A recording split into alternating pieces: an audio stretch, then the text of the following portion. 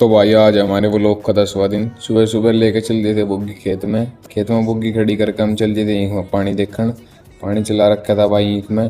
फिर हम बाहर आकर काट ली थी मक्की लेके चल दिया था घर जाकर मक्की तार दी थी भाई। फिर शाम को चल दिए थे ट्रैक्टर लेकर स्प्रे करने खेत में।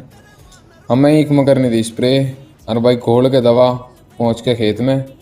और फिर हमने फुहारे तक घोल दी थी दवाई घोलने के बाद हमने स्प्रे कर दी थी शुरू। पापा चले गए थे अंदर स्प्रे करने, देख लो भाई। और धूप उड़ती बहुत ज़्यादा है और हम स्प्रे करके चल दिए थे घर। फिर चले गया था भाई मैं 12 पर नहान और नहा धोकर चल दिए थे घर। मिलते हैं कल नए व्लॉग में।